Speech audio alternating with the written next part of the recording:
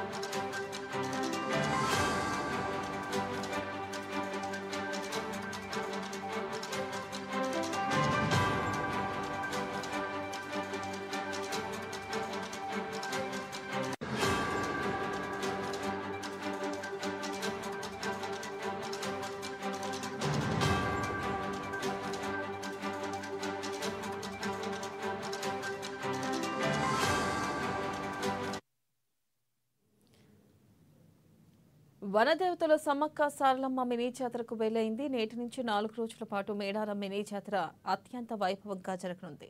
ఇక గతంలో ఎప్పుడూ లేని విధంగా ఈసారి దాదాపు 10 లక్షల మంది భక్తులు వనదేవతలను దర్శించుకుంటారని అధికారులు అంచనా వేస్తున్నారు. ఇక అందుకు తగిన విధంగా అన్ని ఏర్పాట్లను పూర్తి చేశారు అధికారులు.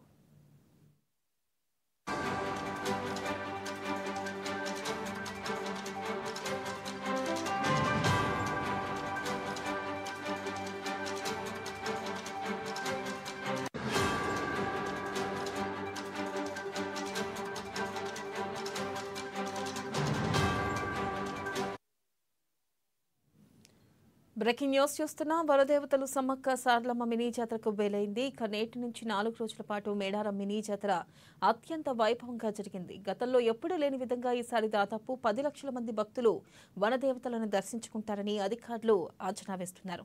దీనిపై మరింత సమాచారాన్ని మా ప్రతినిధి చంద్రశేఖర్ అందిస్తారు. చంద్రశేఖర్, చెప్పండి, వనదేవతల మినీ జాతర సందర్భంగా అక్కడ ఏర్పాట్లు ఎలా చేశారు? అప్డేట్స్ ఏంటి? వెన్నెల మొత్తము ములుగు జిల్లాలోని మేడారంలో మినీ మేడారం జాతర జరగనున్న నేపథ్యంలో అధికార యంత్రాంగం మొత్తం అయితే జాతరకు ఏర్పాట్లు చేసింది. ముఖ్యంగా లక్షల సంఖ్యలో భక్తులు రానున్న నేపథ్యంలో ఇటు మేడారం జాతరకి సందర్శించడానికి ఇటు ఆర్టీసీ కూడా 200 బస్సుల్ని రోజుకి 400 ట్రిప్పులు చొప్పున నడపడానికి ఏర్పాట్లు చేసింది. అంతేకాదు ఇటు 1000 మంది పోలీసులు, 4 జిల్లాల నుంచి 1000 మంది పోలీసులు ఎలాంటి అంతరాయం జరగకుండా ట్రాఫిక్ లో కానీ ఎక్కడ కూడా ఎలాంటి ఇబ్బందులు తలెత్తకుండా పోలీసులు కూడా విధి నిర్వహణలో ఉన్నారు. అంతేకాకుండా వైద్య సిబ్బంది కూడా క్యాంపులతో అత్యవసరంగా ఎమర్జెన్సీ మెడికల్ ఎమర్జెన్సీ ఉన్నప్పుడు అత్యవసర వైద్య సదుపాయం అందించడానికి అంబులెన్స్లతో పాటు మెడికల్ క్యాంపులు కూడా వైద్య శాఖ తరఫున నిర్వహిస్తున్నారు.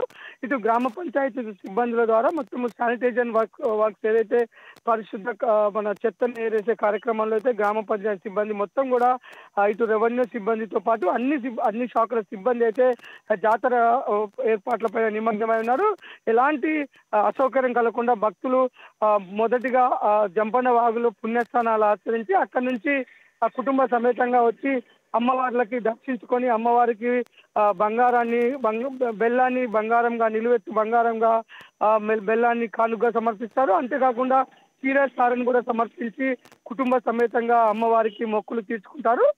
ఆ విధంగా ఈ రోజు నుంచి ఈ నెల 15 వరకు జరగనున్న నేపథ్యంలో మేడారం మొత్తం కూడా భక్తుల రద్దీతో ఇటు పులకరించిపోతుందని చెప్పుకోవచ్చు. అంతేకాదు ఆ మేడారంతో పాటు ఇటు కన్యాగూడెం మండలం తాడవాయిలో మన కన్యాగూడెం మండలంలోని ఐలాపురం గ్రామంలో కూడా శ్రీ సమ్మక్క సారలమ్మ మహాజాతర జరగనుంది.